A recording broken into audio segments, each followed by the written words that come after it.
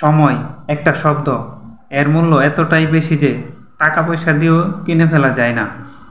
আমরা প্রতিদিন 24 ঘন্টা পাই। কেউ এই সময়কে কাজে লাগিয়ে ইতিহাস গড়ে, আর কেউ এই সময়ের অপচয় করে হেরে যায়।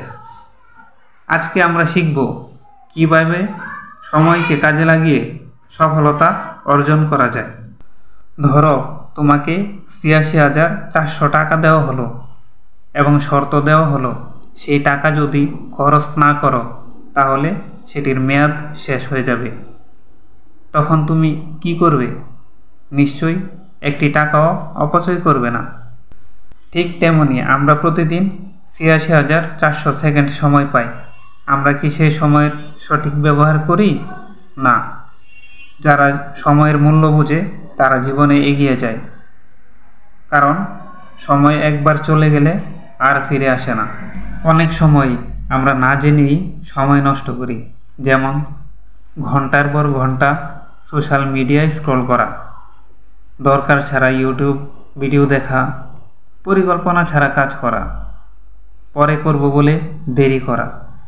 এই ছোট ছোট ভুলগুলোই আমাদের সময়গুলোকে খেয়ে ফেলে।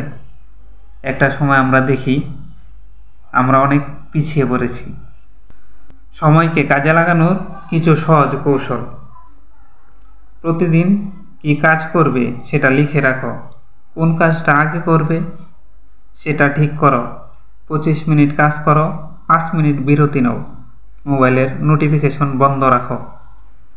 দিন শেষে ভাবো কোন কাজটা করতে পেরেছ আর কোনটা পারোনি।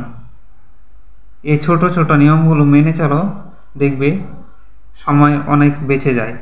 ইলন মাস্ক দিনের 5 মিনিট স্লট অনুযায়ী সময় ভাগ করেন। ওয়ারেন বাফেট বলেন, বিজি থাকা ভালো নয়, প্রোডাক্টিভ থাকো।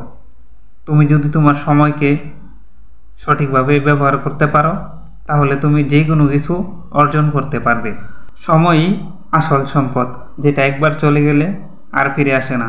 তাই আজ থেকে সিদ্ধান্ত নাও, একটা সময়ও নষ্ট করা যাবে না। আর এই ভিডিওটি যদি ভালো লাগে একটা লাইক দাও, কমেন্টে জানাও তোমার সময়কে কিভাবে ব্যবহার করো। আর এইরকম মোটিভেশনাল আরও ভিডিও পেতে আমাদের চ্যানেল সাবস্ক্রাইব করতে ভুলবে না। মানিক্স মেসেজ সবসময় আপনার সাফল্যের গল্প শোনাবে। সাথেই থাকুন। সময়ের সঠিক ব্যবহার করুন, সময় আপনাকে সফলতা অর্জন করে দিবে।